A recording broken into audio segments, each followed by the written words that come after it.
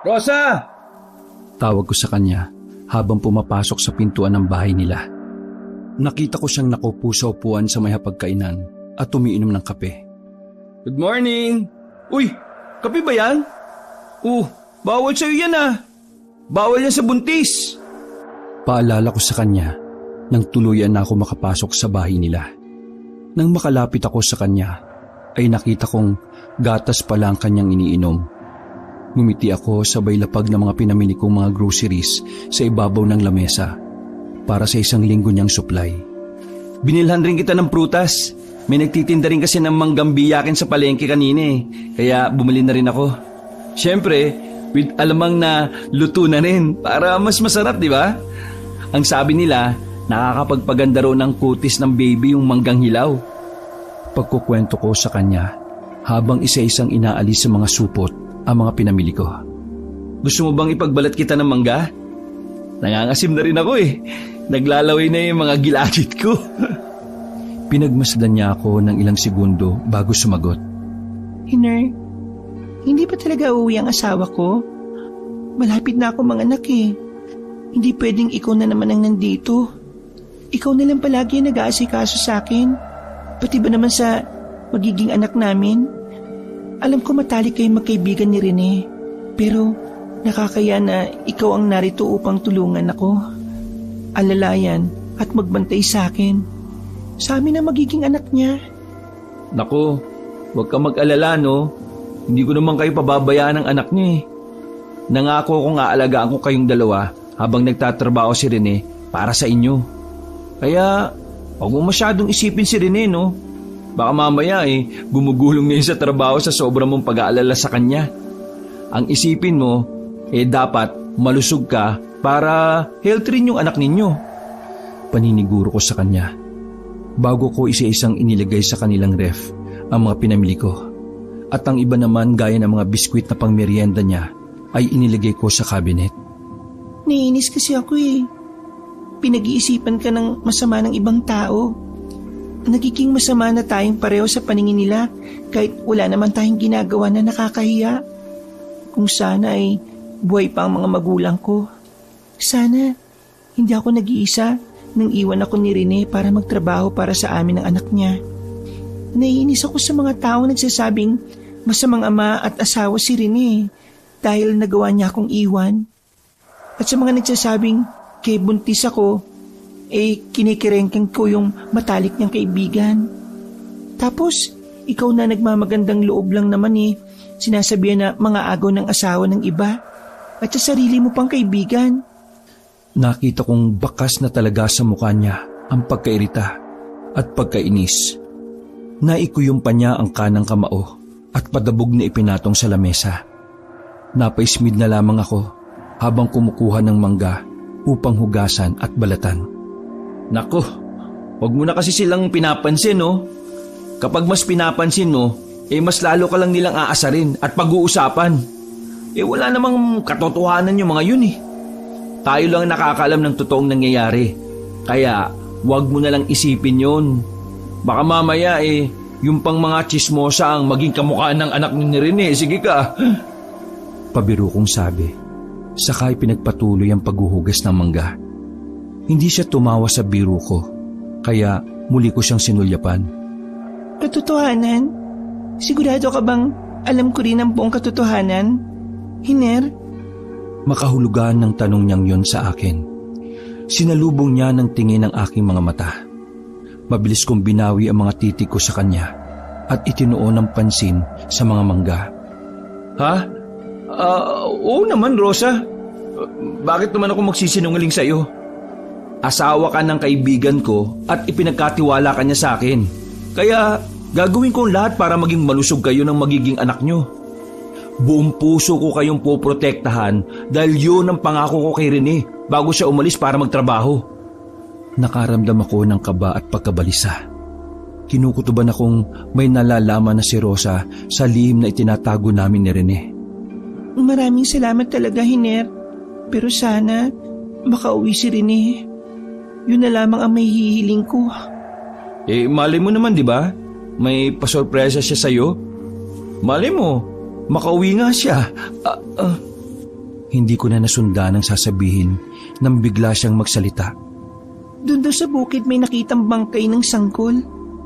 Napatitig ako sa pagsasalita nang magkaroon ng komosyon sa labas ng bahay ni na Rosa. Sabay kaming napatanong at parehong lumabas para tingnan ang mga nangyayari.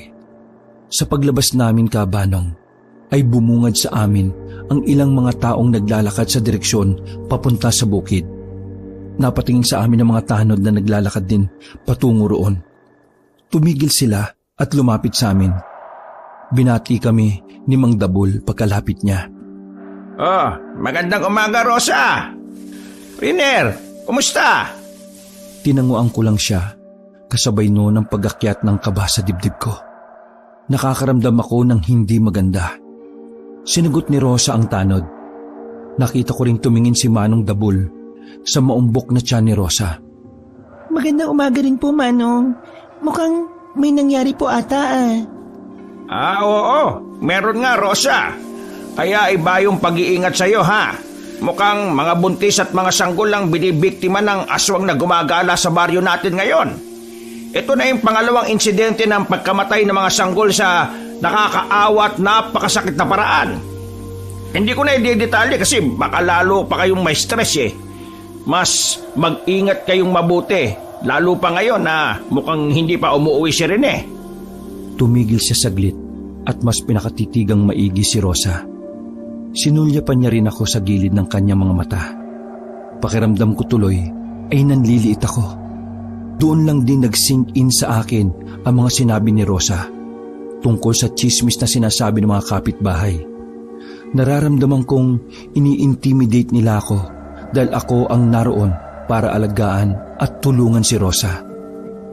Nako, nandito naman po si Hiner upang tulungan ako habang wala pa si Rene. Hinawakan pa ni Rosa ang braso ko habang sinasagot si Mang Dabul. Mapaklang ngumiti si Mang Dabul bago muling nagsalita. Huwag ka rin mag-alala, Rosa. Palagi rin naman kaming nagro-ronda. Asahan mong pati ikaw dadalaw-dalawin namin para hindi kayo mapahamak na magiging anak nyo ni Rene.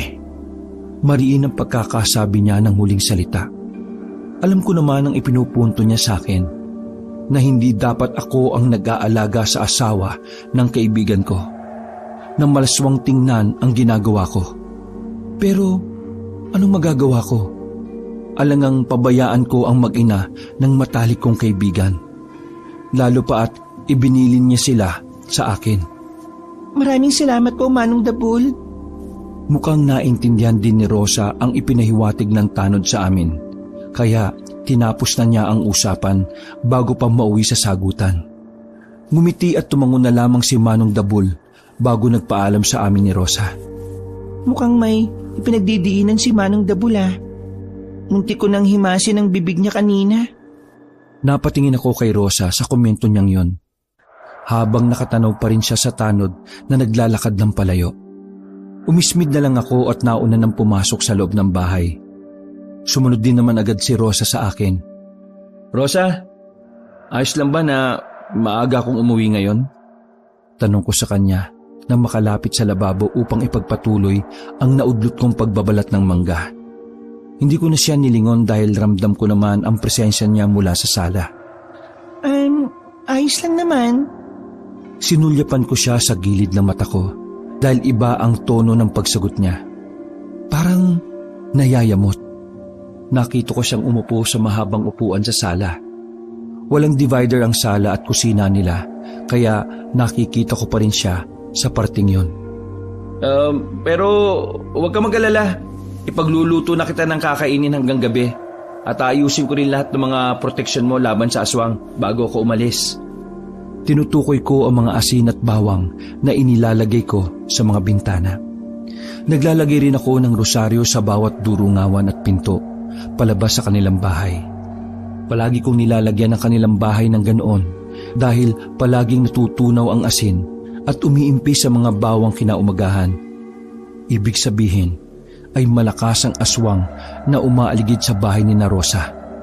Napalunok ako sa isipin yon. Lumalakas ang aswang dahil nabubuhay ito sa dugo ng mga sanggol. 4:00 ng hapon nang umalis ako sa bahay ni na Rosa. Nagmamadali akong naglakad pa uwi ng bahay. Ngunit nararamdaman kong tila may sumusunod sa akin. Tumigil ako saglit bago lumiko sa daanan papunta sa bukid. Kailangan ko munang iligaw ang sumusunod sa akin. Malayo pa lang ay natatanaw ko na ang mga kumpulan ng mga tao roon. Hindi pa pala sila umuwi.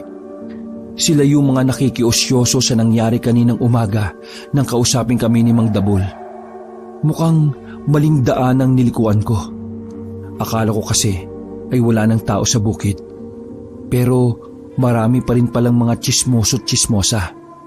Wala na rin akong magagawa kaya itinuloy ko na lang ang paglalakad. Mas magiging awkward lamang kung babalik ako kung saan ako lumiko.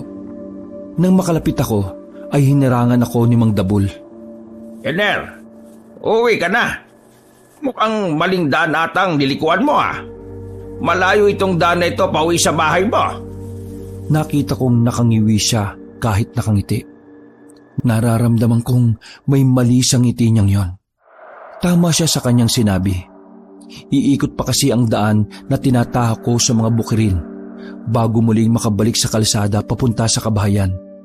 Oo nga Manong Uuwi na ako. Gusto ko lang daanan saglit yung mga mais na ipinatanim ko kung nagsisimula na silang mamunga. Palusot ko sa sinabi niyang patungkol sa pagdaan ko sa bukid. Hindi kaya may iba ka pang pakay? At hindi lang yung mais ang gusto mong tingnan? Napulunok ako ng sunod-sunod sa sinabi niya. Hindi ako manhid upang hindi ko maintindihan ang nais niyang ipahiwatig.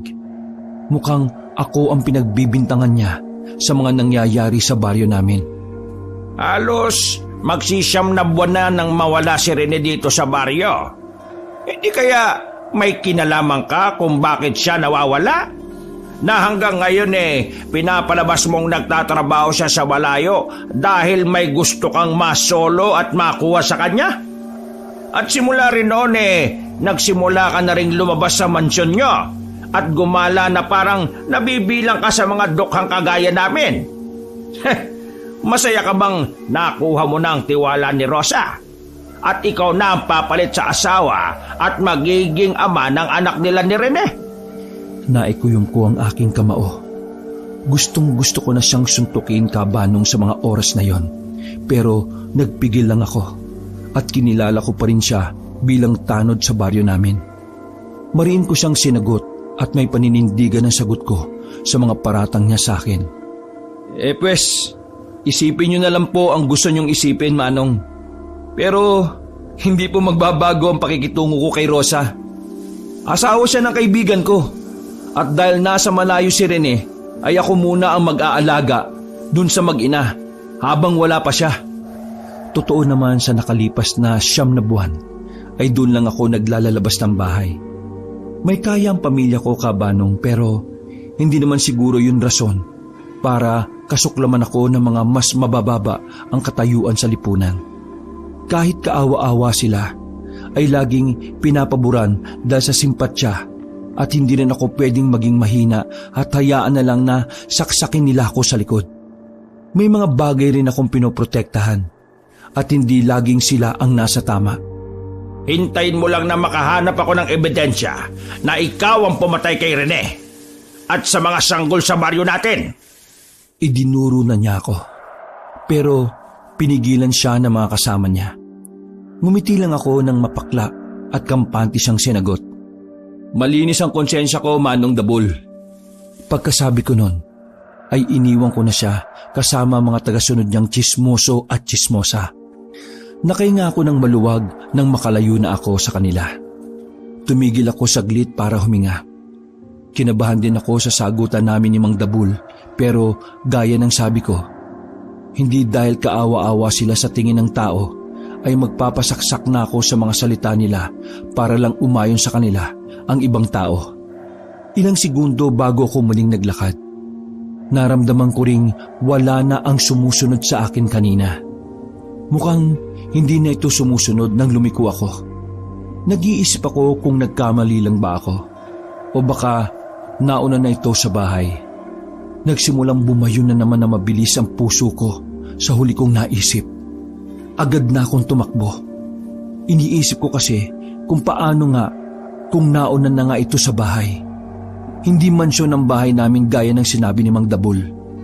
Bungalo lang ito pero gawa sa semento at marmol.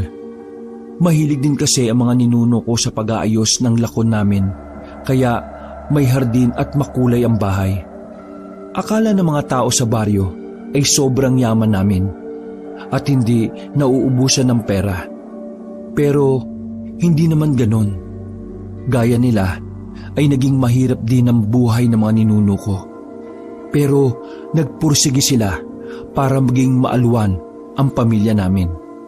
Walang naging sagana na hindi dumanas ng hirap. Nakarating akong humihingal sa tapat ng bahay. Inilibot ko ang paningin sa labas at nang masigurong walang tao ay saka ko inalis ang kandado at pumasok sa gate. Malaking gate na purong bakal kaya mabigat ito kapag binubuksan. Wala itong mga butas o siwang kaya hindi makikita ang loob. Patataas din ang pader na nakapalibot kaya siguradong nasabi ni Mang Dabul na mansyon ng bahay dahil hindi pa niya ito nakikita. Pero willing naman akong ipakita ito sa kanya sa umaga. Wag lang sa gabi. Muli kong isinara ang gate at inilak ang malaki rin itong padlock. Pagbaling ko sa bahay ay sinalubong ako ng kalungkutang bumabalot dito. Idagdag pa ang papadilim na paligid. Nagmimistulang haunted house ang bahay namin. Ipinikit ko saglit ang mga mata at dinama ang hanging kagyat na umihip. Sa tingin ko kahabanong ay may pahiwatig yun. Nagmadali akong naglakad papunta sa likod bahay at pumasok sa bodega. Kahit alam kong walang tao, ay siniguro ko pa rin walang nakapasok sa bahay bago ako pumasok doon. Mabilis kong tinungo ang lihim na pintuan sa sahig ng bodega. Bakal din ang pansaran nito, kaya hirap din akong magbuhat. Bumaba ako agad pagkabukas ko ng takip. Inaninag ko ang mga baitang ng hagdan mula sa malamlam na ilaw galing sa bodega. Hanggang sa matanaw ko na ang liwanag sa silid sa loob ng lihim na lagusan. Kinabahan ako nang mapagtantong nakabukas ang kwarto. Nagmadali akong bumaba at pumasok doon. Bumungad sa akin ang mga nasira at mga nagkalat na mga gamit. Halos maduwal ako nang makitang may nagkalat ding patay na hayop na lasog-lasog ang katawan at nagkalat pa ang ilang parte ng laman at bitukan nito sa sahig. Amoy malansa at nabubulok na karni na rin ang loob ng silid. Hinanap ko siya ng tingin sa kabuuan ng silid hanggang sa makita kong nasa isang sulok. Mas lalong umigting ang kaba ko nang makitang hindi na siya nakagapos. Nakaupo siya sa gilid, nakasandal sa pader, nakayuko ang ulo at madilim ang kanyang aura. Mukhang may bumabagabag sa kanya. Lumapit ako sa kanya. Umupo ako upang ipantay ang sarili ko bago ko siya kwelyuhan at digil na kinausap. Anong nangyari? Paano ka nakawala? Pangalawa na to rin ha? Binitiwan ko siya na may kasamang paghagis. Narinig ko ang pagtama ng likod niya sa pader pero hindi man lang siya nasaktan. Para siyang lantang gulay na tumalbog at lumaylay na lang sa semento. Kaya pala kanina pa ako kinakabahan kasi nakatakas ka na naman kagabi. Kaya pala nalusaw at umimpis na naman ang mga asin at bawang sa bahay ninyo dahil doon ka na naman umaligid sa bahay ninyo. Paano kung... Hindi ko na naituloy ang sasabihin dahil naisip ko ang kahindik-hindik na itsura ni Rosa kung sakaling nalapitan niya ito. Pero buti na lang maayos pa rin sila. Pinagpapasalamat ko talaga na hindi mo sila nasaktan. Ener, na-miss ko na yung asawa ko. Nang masabi niya yon, ay bigla na lamang siyang napahagulgol. Nakonsensya naman ako agad sa ginawa kong pagkwelyo at pananakit sa kanya. Alam ko, naintindihan kita rin at nangungulila rin siya sa'yo. Pero hindi ko kayang umuwi sa kanila, Hiner. Wala na akong mukhang may papakita sa mag-ina ko. Dahil isa na akong mamamatay tao. Pumapatay ako ng tao, Hiner. Paano ko matatanggap ng asawa ko? Hindi ko napipigilan ang sarili ko sa karumal-dumal kong ginagawa. Natatalo ko ng amoy. Bangong-bango ko sa mga buntis at mga sanggol, Hiner. Gusto kong kainin ng asawa at anak ko. Sinuntok ko siya ng malakas dahil sa sinabi niyang yon. Napasubsob siya sa sahig. Binulyawan ko siya dahilan para tumigil sa pag-iyak at marahang hinawakan ng pangang nasaktan. Anong pinagsasabi mo? Mayos ka nga! Huwag kang magpadala sa kalam ng sikmura mo, ha? Asawa at anak mo mga yun! Alam kong ilang taon mo na rin akong kinamumuhian dahil sa nangyari sa'yo rin eh. Pero alam mong pati ako, danas na danas ko ang paghihirap at pagsisisi na halos 30 taon na naging aswang ka. Hindi siya umimik. Tumayo ko dahil nangawit na ang aking mga hita sa pagupo. Lumayo ko ng kaunti sa kanya bago muling nagsalita. Hindi mo naman kasi kailangan magpakabayani bilang kaibigan ko eh. Alam mo, gusto kong matapos na sa mga magulang ko ang sumpa ng kadiliman na bumabalot sa pamilya namin. Pero ano ginawa mo? Nagpanggap kang ako para sa iyo maipasa yung itim na punla. Alam kong hindi mamamatay ang nanay mo kung hindi niya naalis sa katawan niya ang punla. Ginawang pa nga kita ng pabor eh, hindi ba? Namatay na ang nanay mo at natigil na sa kanya ang sumpa. Ano? Pabor? Naging utang na loob ko pa pala yung pagkuha mo ng punla? Bakit parang sinisisi mo pa sa akin yung kasalanan mo? Ginawa mo yun. Di ko mainutos yun, ha? Tumingin siya sa akin ng matalim, saka unti-unting ngumisi. Kasalanan mo dahil naging kaibigan mo ko. Anong pinagsasabi mo? Ang ibig mo bang sabihin nagsisisi ka na naging kaibigan mo ko? Hindi siya sumagot. Nakatitig lang siya at naroon pa rin ang nakakalokong ngisi niya sa akin.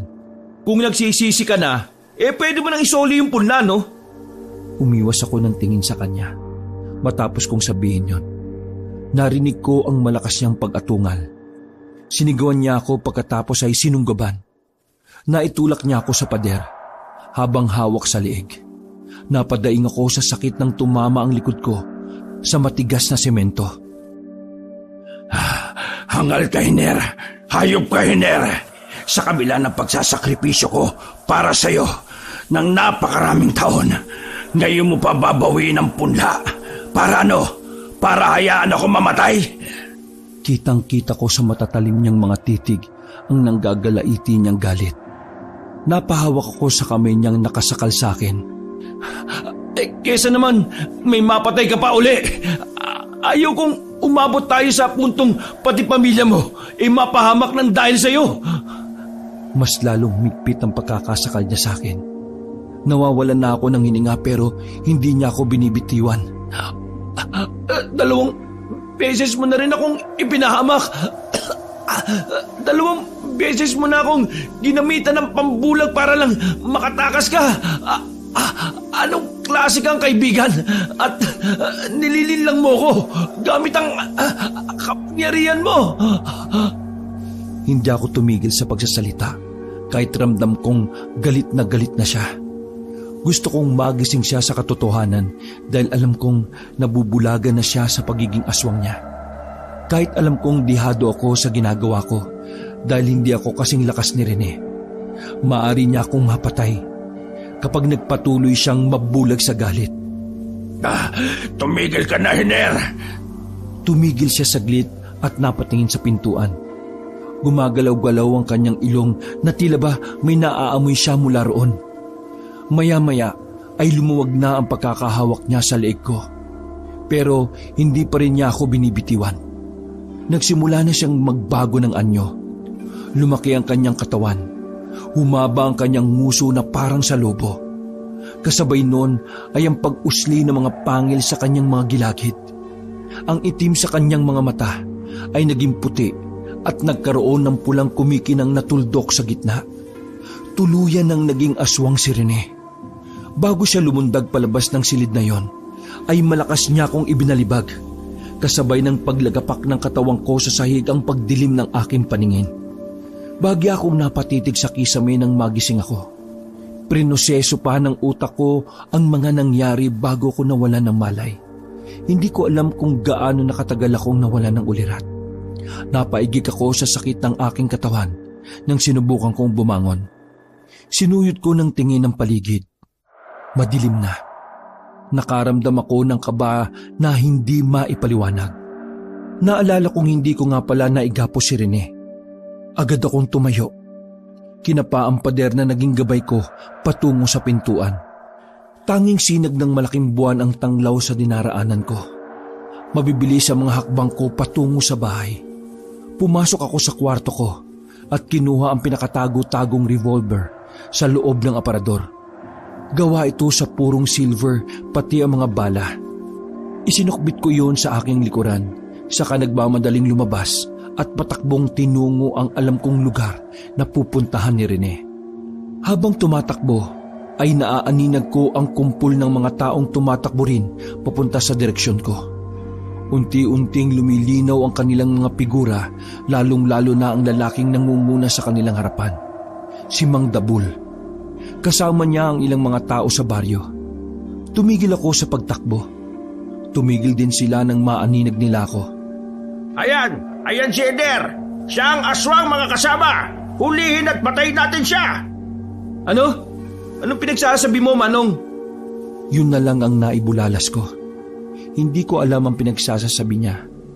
Hindi ko alam kung paano niya nasabing ako ang aswang. Iniisip ko kung saan siya nakakuha ng patunay na aswang ako. Hindi ko na sila pinansin. Tumakbo na lang ulit ako para iwasan sila. Habang tumatakbo ako palayo, narinig ko pa ang mga sulsul niya sa mga tao. Huwag niyo siyang hayaang makatakas. Wala ka na matatakbuhan, Hilir. Kung ako sa'yo, sumuko ka na lang at tanggapin ang iyong kamatayan. Kung kailan nagmamadali ako, ay saka pa darating ang problema. Isa pa, bakit ko tatanggapin ang kamatayan ko kung hindi naman ako ang aswang? Nagpatuloy lang ako sa pagtakbo hanggang sa makakuha ko ng tiyempo na makapagtago sa kakahuyan na malayo sa baryo. Nainis ako nang mapansin na malayo na ako sa aking pupuntahan. Naghintay pa ako ng ilang minuto bago muling makipagtagu-taguan kina Mang Dabul at sa mga alipores niya. Makalipas ang halos 2 oras na pakikipagpatintero, ay narating ko na rin ang pakay na lokasyon, ang bahay ni na Rosa. Mas lalong lumakas ang kabog ng dibdib ko nang makitang nakabukas ang pintuan nila. Mabilis akong pumasok sa loob. Malakas kong tinawag si Rosa. Rosa! Rosa! Pero bumungad sa akin ang magulo nilang bahay. Sira-sira ang ilang mga gamit na tila ba dinaanan ng ipo-ipo. Lumapit ako sa bintana. Wala na yung nilagay kong asin at mga bawang. Napigtas din ang rosaryong isinukbit ko doon. Mahabagin! Rosa! Anong nangyari? Nanlaki ang mga mata ko na lahat ng mga nilagay kong proteksyon ni Rosa ay nasira at nawala. Iniisip kong baka si Rosa ang gumawa nun. Pero hindi ko alam kung bakit niya gagawin. Lalabas na sana ako na makarinig ng may hinang panagoy. Sinundan ko ang pinanggagalingan nun hanggang sa makakita ko ng pulang likido na nagkalat sa sahig ng kwarto. Mabilis kong hinawi ang kurtinang tumatabing sa pintuan. Tumambad sa paningin ko si Rosa na nakahiga sa sahig. May dugo sa laylayan ng kanyang suot niyang bestida. Doon galing ang pulang likido na kumakalat sa semento. Rosa! Nilapitan ko siya agad at binuhat para ihiga sa kama. Pagkababa ko sa kanya, ay saka naman may malakas na lumagabog sa bubong ng bahay. Tumakbo ko upang isara ang pinto at mga bintana. Muli kong nilagyan ng asin ang mga bintana at pintuan. Maya-maya pa ay narinig ko ang pag-atungal ng aswang sa itaas ng bubong. Hayop ka rin eh! Papatayin mo ba yung mag-ina mo? Naiinis kong sigaw sa kaibigan ko. Alam kong siya yon. Pero anong magagawa ng inis ko? Hindi ko may takbo si Rosa sa ospital kahit mukhang nanganganib na sila ng anak niya dahil nakaantabay sa labas ang asawa niyang aswang. Binalikan ko si Rosa sa loob ng kwarto nila. Tinapik-tapik ko ang pisngi niya para gisingin. Rosa! Rosa! Naririnig mo ba ako? Nakahinga ako ng maluwag nang magmulat siya ng mata, pero nangihina siya.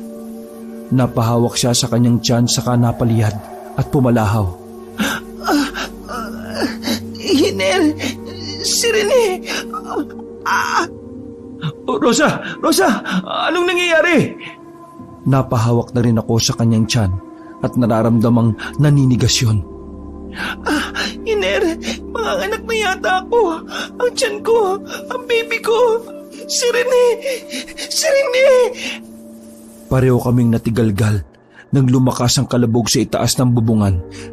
Kasabay noon ng malalakas at mahabang tunog ng ik-ik. Napabitaw si Rosa sa damit ko. Napabaling-baling siya sa kama. Wag! Wag, Rene! Wag ang anak natin, parang awa mo na! Nagulat ako sa sinabi ni Rosa. Nanlalaki ang mga mata ko sa pagkabigla. Alam mong si Rene ang aswang? Bumaling siya sa akin matapos kong tanungin at tinitigan ako sa mga mata. Sinundan kita, kaya nalaman ko. Nag-iisip ako sa sinabi niya. Nangunot ang noo ko. Sinundan? Kailan? Litong-lito ako, Kabanong. Magtatanong pa sana ako pero bigla siyang sumigaw. Basta, Hiner! Nataranta ako sa sigaw niyang yon. Isama pa na gusto nang sirain ni Rene ang bubungan ng bahay nila. Panay ang paglagabog niya sa itaas. Alam kong pinipigilan din ng kaibigan ko ang sarili niya kasi kung talagang gusto niyang sakta ng asawa at anak niya, ay kanina pa sana nawarak ang bubungan nila. Teka, Rosa, anong gagawin ko? Wala akong alam sa ganito. Binitiwan niya ako at kumapit sa headboard ng kanilang kama. Ipag-init mo na lang ako ng tubig. Tapos, hanapan mo ako ng mga bimpo o tuwalya na gagamitin. Utos niya sa akin sa bawat malalalim niyang paghinga. Agad na akong lumabas ng kwarto upang gawin ang mga inuutos niya. Mula sa kusina ay narinig ko ang malakas na pagsigaw ni Rosa, kasabay ng kanyang pag-iri. Inalis ko muna ang baril na nakasukbit sa likod ko at inilagay sa ibabaw ng lamesa. Pagkatapos ay isinalang ang malaki nilang kasirola na pinuno ko ng tubig. Saka ako naghanap ng planggana at mga bimpo na gagamitin. Nang makahanap na, ay muli akong bumalik sa kwarto nila. Rosa, narito na yung tuwalya at bimpo. Yung tubig, kasasalang ko lang ha. Ano pang gagawin ko? Lumapit ako sa kanya at nakitang basang-basa na siya ng pawis. Kumuha ko ng isang bimpo at pinunasan siya. Kumapit siya ulit sa akin at mahigpit na humawak sa damit ko. Hirap na hirap siya sa pag-iri, Kabanong. Kada iri at pagsigaw niya ay kumakalabog at nagwawala rin ang aswang sa bubungan. Napatitig ako sa itaas upang siguraduhin hindi nabubutas ang bubong.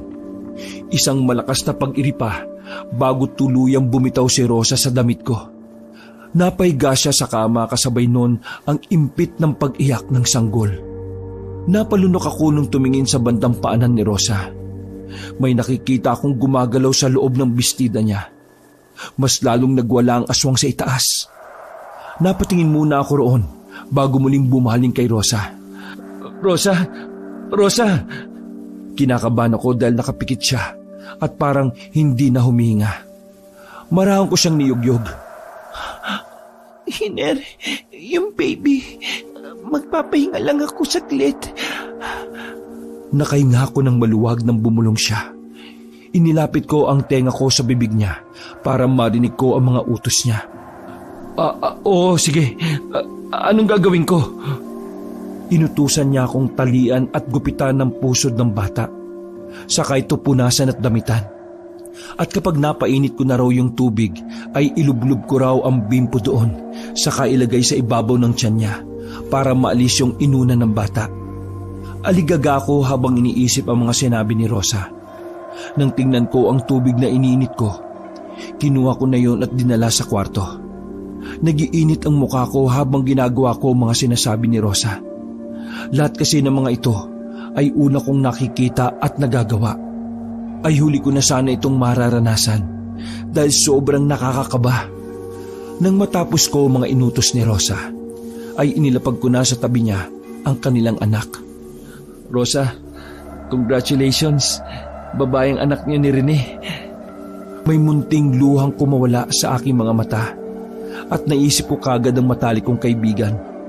Binati ko rin siya sa isipan ko. Sa wakas ay tatay na ang kaibigan ko. Napatingala pa ako sa bubungan at napangiti. Lalong nagwala ang aswang sa bubungan. Sa pagwawala niya ay tuluyan na itong bumagsak sa loob ng bahay. Malakas na lumagapak ito sa semento sa eksaktong paanan ni Rosa bumagsak. Mabilis kong kinapa ang baril ko at naalalang inilapag ko pala yun sa lamesa sa kusina.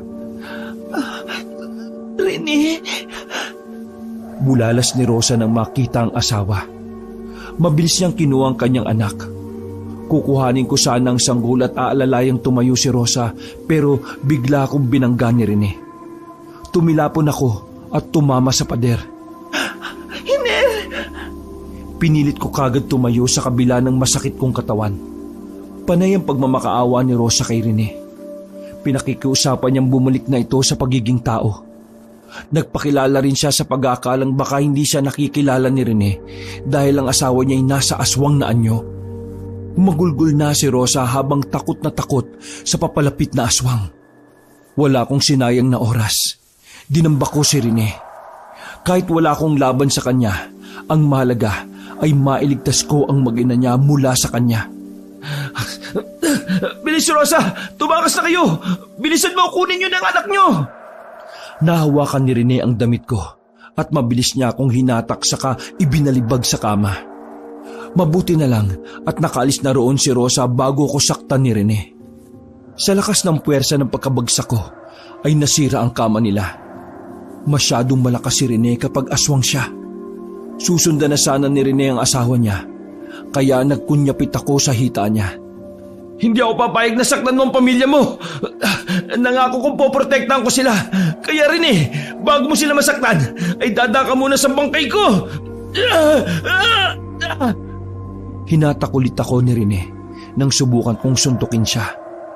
Ipinantay niya ako sa mukha niya. Galit na galit siyang umatungal sa mukha ko bago niya ako muling ibinato. Bumagsak ako sa lamesa sa kusina. Pinipilit kong bumangon pero hindi na sumusunod ang katawan ko. Nilingon ko si Rene. Nakita ko siyang papalabas na ng bahay. Nakita ko si Rosa sa labas dahil nakabukas ang pinto kaya sa abot ng boses ay sumigaw ako. Rosa! Takbo, bilis! Lumayo ka na dito! Sinusundan ka na ni Rene! Pinilit ko pa rin bumangon pero mga daliri ko na lang ang naigagalaw ko. Wag! Wag! Rosa! Rosa! Nakarinig ako ng malakas na putok ng baril, kasabay noon ng malakas sa pag-atungal ng aswang. Muli kong sinulyapan ang nangyayari sa labas. Eksaktong paglingon ko ay ang paghampas ng kamay ni Rene kay Rosa. Lalo siyang nagalit dahil nagawa ni Rosa na paputokan siya ng baril. Hindi! Hindi! Nilukuban ako ng kakaibang enerhiya na nagmumula sa galit ko. Maraan akong bumangon. Ang galit ko ay nakatuon na kay Rene dahil sinaktan niya ang kanyang mag-ina. Mabilis na hinanap ng paningin ko kung saan bumagsak si Rosa. Nag-aalala rin ako sa bata. Hindi na ito umiiyak. Nanginig ako sa isipin na patay na ito at si Rosa. Hindi ko mapapatawad ang sarili ko kapag nangyari yon. Nakita ko si Rosa na nakahandusay ilang metro ang layo mula sa kanilang bahay. Lalapitan ko sana siya pero narinig kong may paparating. Pinag-uusapan nila ang narinig na putok ng baril na nagmula sa kinaroroonan namin. Kaya nagmamadali silang pumunta. Nakita kong naalarma uli si Rene at nauna nang lumayo sa lugar.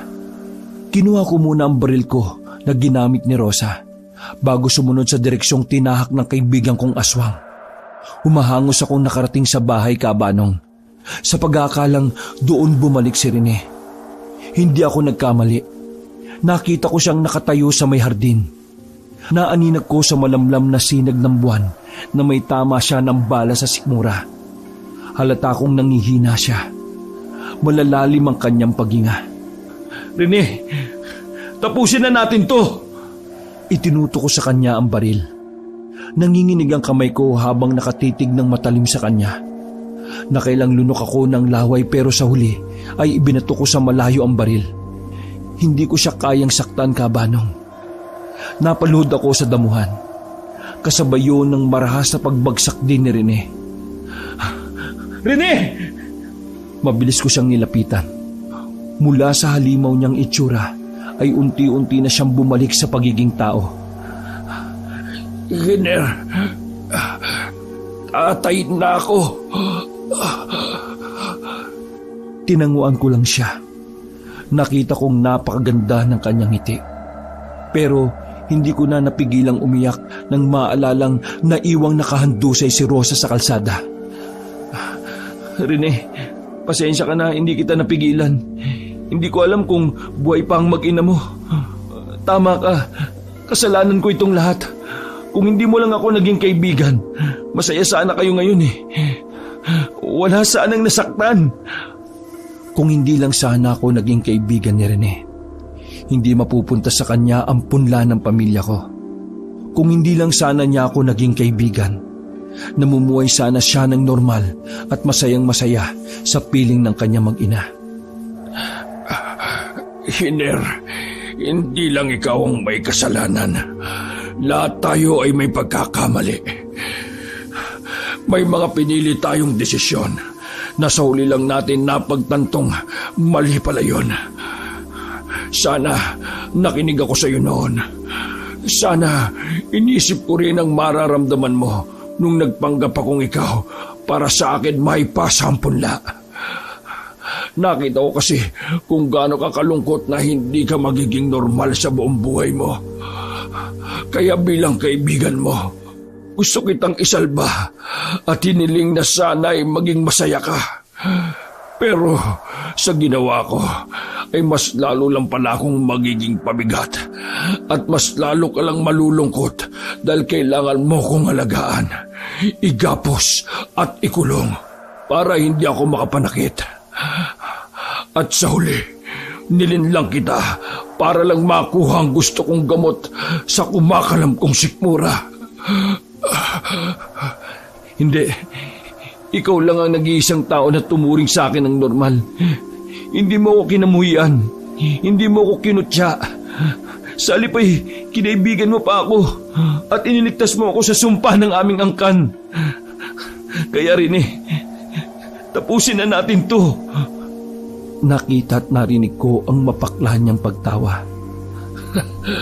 Handa na akong mamatay, Hiner. Wala na ring saysay ang buhay ko. Nabahiran na ng inosenteng tugo ang mga kamay ko. Pumikit na siya at ipinaubaya na sa akin ang buhay niya. Hinawakan ko ang mga balikat niya at ipininid sa lupa. Inilapit ko ang bibig ko sa bibig niya. 1 pulgada lang ang layo ng mukha ko sa kanya. Paalam, Rene. Yun lang ang bulong ko sa kanya. Maya-maya ay bigla siyang nanigas at nanginig. Lalong uminit ang temperatura ng kanyang katawan. Tumatagos ang init na yun sa kamay kong nakahawak sa kanyang mga balikat. Ilang saglit pa ay bumuka ng kusa ang kanyang bibig at may lumabas doon na itim na holen. Ibinuka ko na rin ang bibig ko. Umangat ang holen at pumasok sa aking bibig. Nahihirapan akong lunukin yun, pero kailangan kong gawin. Dahil sa una pa lang ay dapat na sa akin yun. Noon, ayaw kong tanggapin ang itim na kapangyarihan na yun mula sa pamilya ko. Pero heto ko tinatanggap na rin ang sumpang kinamuhian ko para sa buhay ng kaibigan ko, ng pamilya niya na nararapat lang sa kanya. Hindi nila ito dapat nararanasan. Ako lang dapat ang nakakaranas nito. Hindi pwede sa mga inosenteng tao. Nang malipat na sa akin ang itim na bato, nagmamadali akong nagtago dahil nakarinig ako ng mga taong nag-uusap habang papalapit sa bahay namin. Itinuturo nila ang bahay namin dahil may nakakitang pumasok doon ng aswang. Mula sa pinagtataguan ko ay nakita kong nagpasukan ng mga tao sa gate ng bahay na nakalimutan kong isara. Nilapitan nila si Rene na nakahandusay sa lupa. Nakita nila ang sugat ni Rene. Dahil nagdurugo ito, nag-alala sila kaya nagmamadaling dinala sa ospital. Pagkaalis nila ay umalis na rin ako. Hindi ko alam kung saan pupunta kaya nagpasya akong sa gubat na lang magpalipas ng ilang araw habang nag-iisip sa kung ano ang pwede kong gawin. 4 na araw na ang nakalipas nang pananatili ko sa gubat. Sa isang tagong kuweba ako nanirahan at nanguhuli lang ako ng mga hayop para may makain. Sa unang araw ko kabanong ng pagiging aswang ay hindi ako makatayo sa pagkakahiga. Puro atungal lang ang ginawa ko dahil tila kinikilala pa ng katawan ko ang pagbabago ko ng anyo. Hirap na hirap ako habang nagpapalit anyo. Halos mapatid ang litid ko sa kakaatungal. Pakiramdam ko rin ay nakaluwa ang mga mata ko. Ramdam na ramdam ko ang sakit habang umuusli ang mahahabang pangil sa gilagid ko, pati ang matutulis kong kuko. Napapahawak ako sa ulo ko kapag tinitingnan ko ng buo ang aking anyo. Pagkatapos ay umiiyak na lang ako. Nagsisisi ako at namumura ang angkan namin hanggang sa kanununuan. Kapag nasa anyong aswang na ako kabano, hinanghinaan naman ang aking katawan. Naninibago ko. Hindi pa kinakaya ng katawan ko ang kakaibang lakas. Pati ang sobrang linaw ng mga mata ko sa gabi ay ikinahihilo ko. Sumasakit din ang ulo ko dahil sa dami ng naririnig kong ingay. Ang layo ng naaabot ng aking pandinig. Naiintindihan ko na si Rene noong mga unang araw niya sa pagiging aswang. Medyo napipigil ko pa ang paghahanap ng sariwang karne dahil hindi pa ako nakakaramdam ng sobrang gutom. Pero nang ilang araw na ang nagdaan, hindi ko na kinakaya kaya napilitan akong kumain ng mga hayop sa gubat. Nang medyo nakokontrol ko na ang pagiging aswang ko, sinubukan kong bumalik sa lugar namin. Palihim akong nagmanman sa lugar, lalo na sa bahay namin at kina Rene. Sa umpukan ng mga tao sa isang lugar, nakita ko si Mang Dabul na kinakausap ang mga taong kasakasama niya sa pagroronda. Ano bang nangyayari sa pamilya nila? Una, si Rosa ang nakitang nakabulagta sa labas ng kanilang bahay. Mabuti na lang at naisugod na siya sa ospital kasama ang anak niya. Tapos si Rene, na ilang buwan nang nawawala. Tapos matatagpuan lang natin siyang may tama ng bala sa bakuran ng bahay ni Hider. Mabuti na lang talaga ligtas na ang pamilyang yon. Kaawa-awa ang sinapit nila. Wala na talagang ibinibigay na mabuti ang aswang na yon. Pasalamat siya at hindi natin siya nahuli. Kailangang mahuli natin siya sa akto ng pagiging aswang. Pag nagkataon, susunugin ko siya ng buhay sa harapan ng mga tao. Para hindi na nabubuhay ang mga taga rito na may takot. Lalo na kapag gabi. Mas kawawa yung mga nagdadalang tao dahil yung iba nakukuna na dahil sa takot sa aswang na yon. Salot talaga siya. May mga taong sumang-ayon sa mga sinabi niya. Nagplano sila na mas palalawigin ang pagroronda tuwing gabi. Pati ang gubat ay balak na nilang puntahan dahil iniisip nilang doon nagkukuta ang aswang. Hindi na ako ligtas sa lugar na ito. Kailangan ko na talagang lumayo. Kailangan ko munang makausap si Rene para makapagpaalam at maibilin ko sa kanya ang bahay namin. Isa-isa na silang nag-alisan. Kinuha ko na ang pagkakataon na yun para puntahan ang matalik kong kaibigan. Ilang minuto ko lang tinakbo ang bahay nila. Mula sa malayo ay tinanaw ang bahay. Nakita ko si Rene na nasa labas ng pintuan at kumakatok. Hindi maipinta ang kanyang mukha. Nagmamakaawa siya sa asawa niyang kausapin siya. Muntik kong makalimutan na alam na nga pala ni Rosa na aswang si Rene. Kaya marahil ay natatakot si Rosa na harapin siya. Nagmamadali akong lumapit sa bahay nila. Tinabihan ko si Rene at gulat na gulat siya nang makita ako. Hiner! Nginitian ko lang siya at bahagyang tumango. Pagkatapos ay kinatok ko na ng pinto at tinawag si Rosa. Maya-maya ay narinig namin ang pagsagot ni Rosa mula sa loob ng bahay. Nanginginig ang boses niya pero may tono na tila nabuhayan ng loob. Parang naging masaya nang marinig ang boses ko. Sinambit niya ang pangalan ko kasunod nun ay ang yabag niyang palapit sa pintuan. Nang mabuksan na niya ang pinto, Napatras siya nang makitang kasama ko si Rene. Oh, huwag ka matakot, Rosa. Papasukin mo kami. Marami kang dapat na malaman. Dahil sa akin ay nagtiwala si Rosa. Pinapasok niya kami pero pinangingilagan niya ang sarili niyang asawa. Naupo siya malayo ang agwat sa amin ni Rene. Bago pa ako magsalita, ay naunahan na ako ni Rene. Humiikbi na siya habang kinakausap ang asawa niya. Patawarin mo ako, Rosa. Patawad kung nagsinungaling ako. Madami akong itinago. Ang haba ng panahon na magkahiwalay tayo. Wala akong ibang masabi kung hindi ang patawarin mo ko. Pero sana, bigyan mo ba ako ng isang pagkakataon? Pangako, magiging mabuti akong asawa at ama sa anak natin. Kagaya ng iniisip ko, isinampal na ni Rosa kay Rene ang pagiging aswang nito. Puro tanong ang ipinukol ni Rosa sa asawa niya. Ako ang nanlilihit dahil ako, ang lahi namin at ang sumpa ng pagiging aswang naman talaga ang may kasalanan ng lahat. Biktima lang silang mag-asawa kaya sobra akong nagsisisi. Pinutol ko ang pagsasalita ni Rosa, yung mga panunumbat sa asawa niya, nang sabihin ko ang katotohanan na kanyang ikinabigla. Hindi na aswang si Rene, Rosa. Tanggapin mo na ang asawa mo. Kinuha ko na ang pagiging aswang niya kaya malaya na siya. Hindi kayo pwedeng mabuhay ng anak mo na kayo lang dalawa. Normal na tao na ulit si Rene. Hindi na siya aswang kagaya ng dati. Patawad. Kasalanan ko lahat ng ito eh. Dahil doon, hayaan yung ako ang magdusa. Ako naman talaga dapat eh.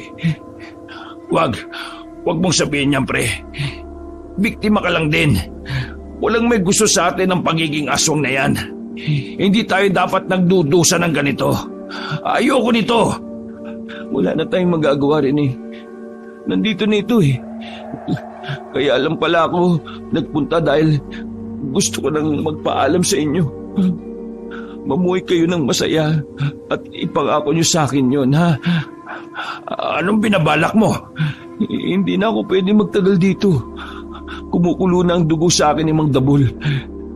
Hindi na siya titigil hanggat hindi ako nahuhuli. Balak niya akong sunugin ng buhay sa harapan ng mga tao. Kaya kailangan ko nang magpakalayo-layo.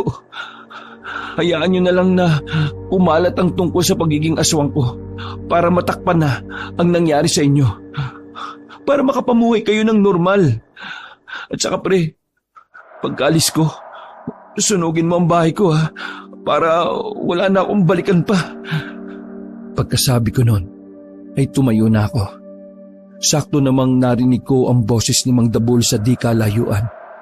Sinabi niyang dadalaw sila kay Rosa para kumustahin ang mag-ina. Kailangan ko nang umalis. Papalapit na sila. Hindi nila ako pwedeng maabutan dito. Hindi nila pwedeng malaman na alam niyong aswang ako. Sigurado idadabay nila kayo. Bago ko umalis, ay naramdaman ko ang mahigpit na paghawak ni Rene sa braso ko. Pagkatapos ay bigla niya akong niyakap ng mahigpit. Pre, patawad. Pero pangako, gagawa ko ng paraan para matulungan kita.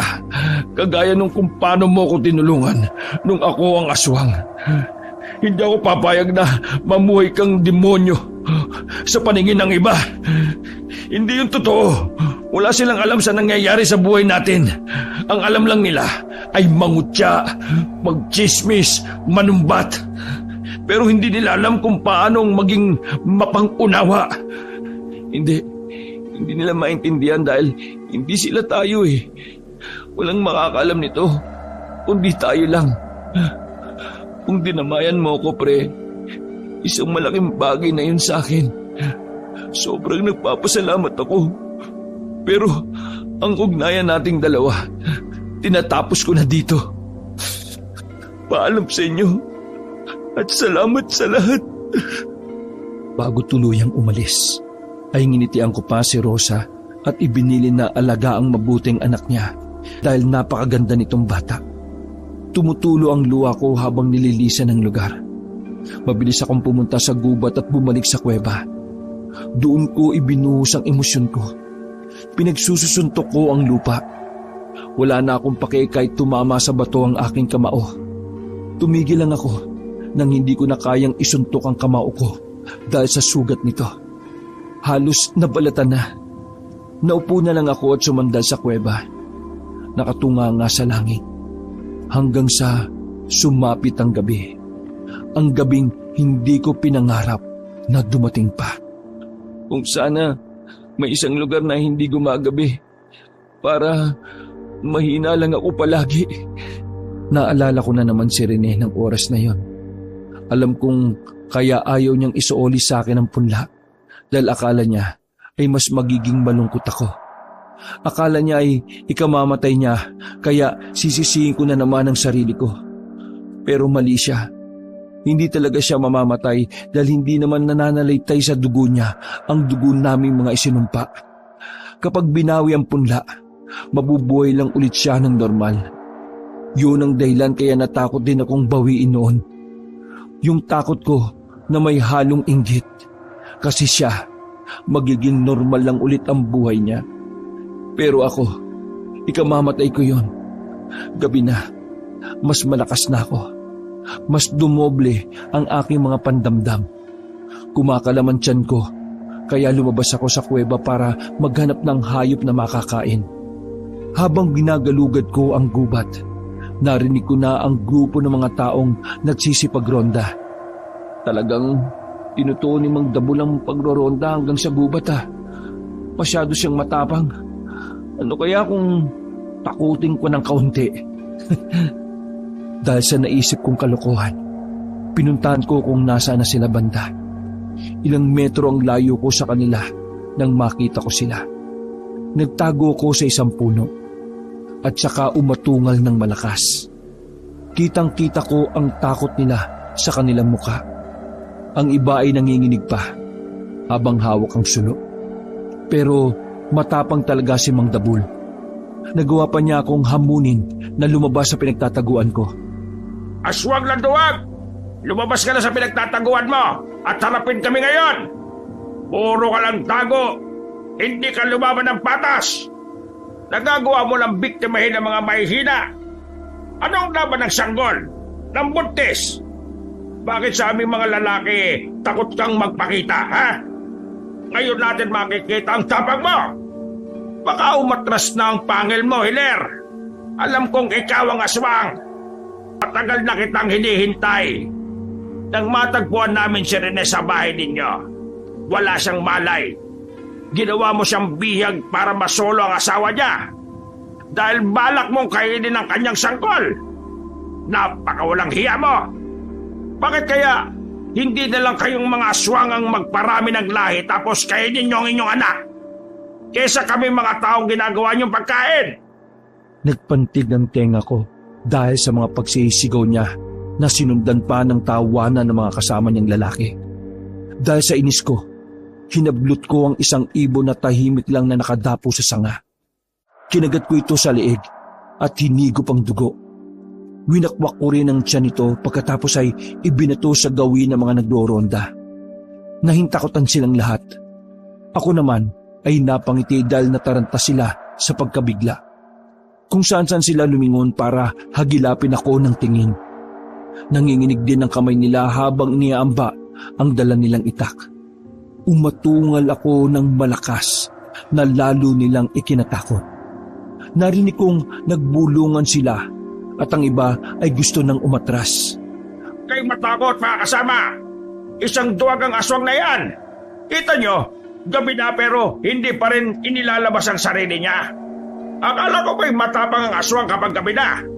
Siguro, saksakan ng pangit ang aswang na hinahanap natin. Kaya nahihiya siyang ilantad ang itsura niya sa atin. Lalo kong nainis kay Mang Dabul. Kung hindi lang ako nagpipigil na tumikim ng tao, ay kanina ko pa sila nilapa. Dahil sa inis ko, Kabanong, mas gusto ko silang takutin. Mabilis ako nagpalipat-lipat ng lugar habang umaatungal ng malakas. Kada may makikita kong hayop ay hinahablot ko at pinapatay, saka ibinabato sa kinaroroonan nila. Takot na ang mga kasamahan ni Mang Dabul. Inakala nilang napapalibutan sila ng mga aswang dahil sa ginagawa kong paikutan sila habang umaatungal. May ilan pa sa kanila na naihina sa takot. Para mas matakot sila at lisanin ng gubat, hinablot ko ang isa nilang kasama at kinagat sa braso nito saka pinakawalan. Takot na takot itong tumakbo habang isinisigaw na aswang daw ang nanakit sa kanya. Dahil doon ay nagtakbuhan na rin ang mga kasama ni Mang Dabul. Gusto pa niyang magmatapang kaya ang ginawa ko ay binulabog ko ng aking atungal ang mga ibon, dahilan para magliparan ang mga ito. Niyugyug ko pa ang mga puno at ginalaw ang mga damo. Nang matakot na si Mang Dabul, paekis-ekis ang takbo niya pabalik sa baryo. Wag na kayo babalik. Baka sa susunod hindi ko na mapigil ang sarili kong lapain kayo. Lalo pat ginagalit niyo ako. Huwag niyong itaon na bilog ang buwan kapag ininis niyo ako. Dahil ang oras na yon ay oras na walang kinikilala mga aswang. Ang lahat ay pagkain sa mga katulad namin. Nang gabing yon, binusog ko ang sarili ko sa panguhuli ng mga hayop sa gubat. Pagkatapos ay natulog lang ako sa kuweba. Naging baliktad ang oras ko mula noon. Gising ako buong gabi at tulog ako maghapon. Isang hapon, nagising ako dahil nakaamoy ako ng usok. Pagdilat ng aking mga mata, ay nakita kong ang kapal ng usok sa paligid. Bakit? Anong nangyayari? Pinakiramdaman ko ang paligid. Pinakinggan kong mabuti. Lumabas ako sa kuweba para alamin kung ano ang nangyayari. Narinig kong may naglalagablab na apoy. Mas lumapit pa ako at doon ko nakitang gumagawa ng siga ang mga tao sa gubat. Mga pulupulong apoy ang ginagawa nila. Balak nila akong itaboy o kaya ay mapalabas sa lungga para mahuli nila patay man o buhay. Naku po, kung alam ko lang na hindi rin ako ligtas dito sa gubat, hindi na ako nagtago dito. Pero saan naman ako pupunta? Wala naman akong ibang mapupuntahan. Halos mapaiyak na ako, Kabanong. Gulong-gulo ang isip ko. Mas nag-alala pa ako dahil maggagabi na naman. Baka hindi ko mapigilan ng sarili kong sakta ng mga tao kapag pinagpatuloy pa nila ang pagsisiga sa gubat hanggang gabi. Dahil sa ginagawa nila, nagpasya akong lumayo. Inisip kong baka sa pinakagitna ng gubat o kaya ay sa kabilang panig ay mas ligtas ako. Binaybay ko ang madamong gubat para makalayo na ako sa lugar. Habang papalayo ako, ay pasukal ng pasukal ang dinaraanan ko. Nagtataasan na rin ang mga puno. Halos maliit na ako sa laki ng mga ito. Nakaramdam na rin ako ng kilabot. Sa kakalakad ko, ay nakaamoy ako ng mabango para sa aking pangamoy. Pero kung sa ordinaryong tao, malansang hayop ito. Kaagad kong hinagilap yon dahil kumalambigla ang aking tiyan. Paikot-ikot ako sa lugar hanggang sa makita ko na ang hinahanap ko. Isang nakatumbang baboy ramo ang nakita ko. Pero mas ikinagulat ko na kinakain ito ng isang lalaki. Umangil siya sa akin nang tinangka kong lumapit. Aswang ka rin? Nangunot lang ang noo niya sa tanong ko. Daan-daan siyang tumayo habang tinitingnan ako mula ulo hanggang paa. Huwag ka matakot. Hindi naman ako nananakit Sa tingin ko, magkatulad tayo. Aswang din ako. Bakit ka pala nandito sa gubat? Hindi niya ako sinagot. Sa halip ay sinugod niya ako. Nung una ay panay iwas ko lang sa kanya dahil iniisip ko na baka magkasundo kami. Pero mukhang hindi yata dahil galit na siya. Wala na akong nagawa kundi ang labanan siya. Nagpambuno kami. Nakakaramdam pa ako ng pagod dahil nasaan yung tao pa ako. Pero nang magawa niyang sugatan ng dibdib ko nang matulis niyang kuko, doon na ako nagalit. Hindi ko na napigilan ng magpalit ng anyo. Sinugod ko siya at hindi tinigilan hanggang sa puro sugat na ang buong katawan niya. Naawat ko lang ang sarili ko dahil narinig ko ang pagmamakaawa niya. Ano bang pangalan mo? Claudio. Ang tipid mo namang sumagot. Pasensya na kung puro sugat ka ngayon. Ikaw kasi, bakit ka naman nanugod? Saka, bakit ka nandito sa gubat? Nag-iisa ka pa. Naghahanap ako ng pagkain para iuwi sa pamilya ko. May pamilya ka? Mga aswang din ba sila? Oo, pero hindi kami kumakain ng tao.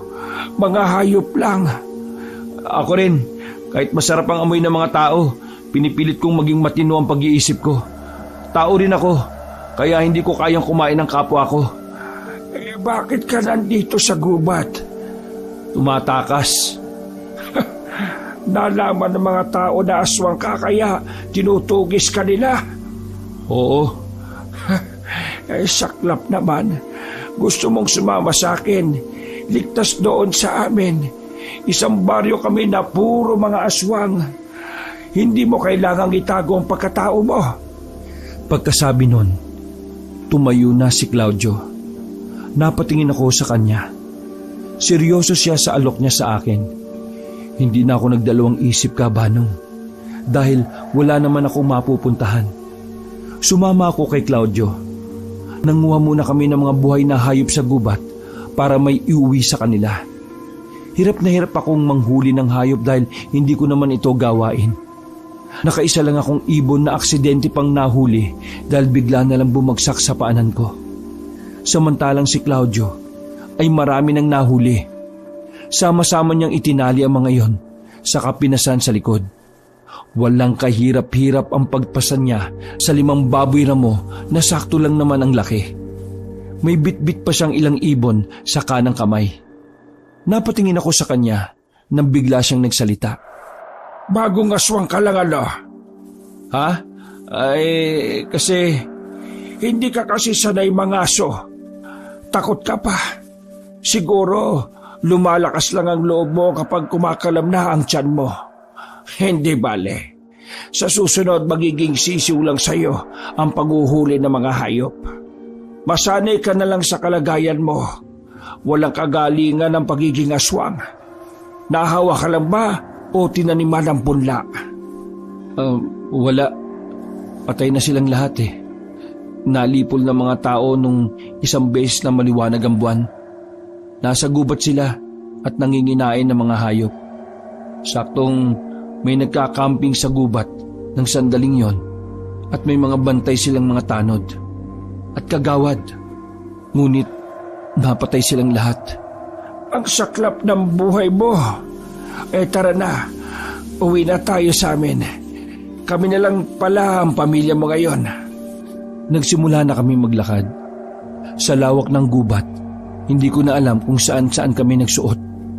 Basta sunod lang ako ng sunod kay Claudio. Kung hindi nga lang ako aswang, Kabanong, sa malamang lawit na ang dila ko sa kakasunod sa kanya. Dahil napakabilis talaga niyang maglakad. Tumatalon-talon pa siya sa sanga ng mga puno para iwasan ang mga damo sa ibaba. Ilang minuto rin kaming parang naghahabulan ay saka ko natanaw ang isang maliit na baryo. Nang huminto kami sa paglalakad, tinanaw namin ang baryo. Nasa mataas na bahagi pa kami kaya kita ko ang kabuuan ng maliit nilang tirahan. Yan ang baryo namin. Tahimik lang kami kapag may araw. Kapag gabi na, mas lalong tahimik ang baryo kasi ang lahat ay naghahanap ng gamot sa kumakalam na tiyan. Halika na. Hinihintay na ako ng mga bata. Sumunod uli ako sa kanya papasok sa baryo ni Kabanong. Sa bukana pa lang, nagtitinginan na kami ng lahat. Nang tumapat na ako sa unang aswang, narinig ko ang pag-atungal niya. Nasundan niyo ng pag-atungal ng iba. Parang galit sila sa akin. Gusto nila akong itaboy. Nanlilisik ang kanilang mga mata habang sinusuyot ako ng tingin. Gusto ko nang umatras ng Kabanong. Ibang kilabot ang nararamdaman ko sa mga kalahi ni Claudio. Pakiramdam ko, kapag ayaw nila sa bagong salta, kahit aswang pa yon, ay kakainin nila. Nawala ang pag-aalangan ko nang biglang nagsalita si Claudio. Sumigaw siya at dumagundong ang boses niya at tumahimik ang lahat. Sinabi niyang hindi ako kalaban. Isa akong ulilang aswang na naghahanap ng pamilya. Nung sandaling yun, Kabanong, ang nasa isip ko, ayaw kong magpaampon sa mga aswang. Oo nga, kauri na nila ako. Pero sa tingin ko, kapag kasama ko sila, kailangan ko rin gawin kung ano ang ginagawa nila. Kailangan kong makisama kung ayaw kong mamatay ng maaga. Pero sa kabilang banda, naisip ko rin na wala naman akong ibang mapupuntahan. Sa baryo lang nila Claudio ako ligtas at mabubuhay. Kung mamamatay man ako ng maaga, mas mabuti pang hindi na ako mahirapan pa. Unang gabi ko sa baryong yon, pinagsaluhan ng lahat ang mga nahuli ni Claudio ng mga hayop. Buhay nila itong kinain. Gutom ako noon pero may kung anong nagtutulak sa akin na huwag makisabay sa pagkain nila. Nagulat ako nang biglang hagisan ako ni Claudio ng buhay na ibon. Masarap ang buhay dahil mainit pa ang dugo. Balak mo bang magpakagutom? Kapag hindi mo napigilan ang gutom mo, maghahanap ka ng kakaibang dugo. Alam mo kung ano yon? Seryoso ko napatingin kay Claudio. Inilapit niya sa tenga ko ang bibig niya at saka bumulong. Tao, mapipilitan kang kumain ng tao. Kaya kung ayaw mo, kumain ka ng hayop. Tama si Claudio, Kabanong. Kaya kinain ko na rin ang ibinigay niyang ibon. Pagkatapos ay kinausap ko siya ng seryoso. Bukas, aalis din ako, Claudio, ha? Salamat sa pagtanggap mo sa akin. Saan ka na bang pupunta? Alam mo kung gaano kadelikado ang buhay mo kasama mga normal na tao. Hindi mo kakayanin yon. Ibibilanggo mo lang ang sarili mo para maiwasan ang pagpatay. Dumito ka na lang. Mas ligtas tayo dito. Hindi na ako kumibo sa sinabi niya. Kasi tama uli siya. Pagkatapos ng usapan namin na yon, Kabanong, nagpasya akong magpalipas ng ilang araw sa baryo na yon. Pero hindi kinaya ng sarili ko ang inip. Hindi ako sanay sa buhay na puro puno at dahon lang ang nakikita sa paligid. Ibang-iba ang buhay sa baryong ginawa nila Claudio sa totoong baryo. Dahil doon, hindi ko na napigilan ang sarili ko. Nagpaalam ako kay Claudio. Sinabi kong mamumuhay ako sa bayan kasama ang mga normal na tao. Hindi na niya ako pinigilan pero sinabihan niya ako kapag nanganib ang buhay ko at wala na akong mapuntahan, bumalik lang ako sa baryo nila at bukas palad nila akong tatanggapin. Inihatid ako ni Claudio hanggang sa labasan. Pagkatapos ay naglakad na akong mag-isa hanggang sa marating ko na ang mataong lugar. Isa itong sitio na malapit sa kabayanan. Hindi ko alam kung anong bayan na ang napuntahan ko. Pero doon ako nagsimula ng buhay. Sa umpisa ay nanlilimos ako para makalikom ng kaunting pera para may pambayad ako sa upa. Pero lahat sila ay binabato ko ng singhal. Pasigaw nila akong sinasabihan na ang laki raw ng katawan ko. Pero namamalimos ako. Hanggang sa may humawak sa braso ko. Isang lalaking mas matanda sa akin ng 10 taon. Manginginom siya. Isinama niya ako sa bahay niya at sinabihang doon na raw ako tumira dahil mukha raw kasi akong palaboy at dayo. Mabait po siya. Hindi ko na tinatanong kung saan nanggaling ang pera niya dahil barong-barong lang ang bahay niya at walang kahit na anong laman maliban sa isang plato, isang baso, isang kaldero at ilang damit na nagkalat pa sa kung saan-saang sulok ng kanyang bahay. Ilang araw din ako natulog sa bahay niya hanggang sa may inalok siya sa akin na trabaho. Tinanong pa niya ako kung gusto ko raw magtrabaho bilang tagapag-alaga ng mga baka. Ay, naku, oo po. Kahit anong trabaho po, kayang-kaya ko po yan, Manong. Kinabukasan ay dinala niya ako sa may-ari ng bakahan. Ipinakilala niya akong pamangkin, kaya tinanggap ako na may-ari. Doon na ako nagsimula ng bagong buhay. Hindi doon nakatira ang may-ari kaya solo ko ang lugar. Isang beses lang nagpupunta para tingnan ang mga baka. Minsan ay kinukuha ng iba dahil ibinebenta. Paminsan-minsan ay nakakain ko ang baka nila pero madaling gawan ng paraan. Sinabi ko na lang na nagkasakit at ibinaon na lang. kung ano-ano ang dinadahilan ko para mapagtakpan ang pagiging aswang ko. Pero pinilit ko pa rin maparami ang mga alaga nilang hayop dahil pagkain ko rin naman ang mga ito. Nasanay na akong gano'n ang takbo ng buhay ko. Malayo sa mga tao. May pagkain at napanatag naman ako. Paminsan-minsan ay pinupuntahan ako ni Manong para makipagkwentuhan sa akin at makipag-inuman. Kami na lang ang naging magkapamilya, kaya naging palagay ako sa kanya. Pero hindi ko pa rin sinasabi ang sikreto ko kahit alam kong nakakaramdam na siya. Mas mainam nang wala siyang alam para sa kaligtasan naming dalawa. Wakas.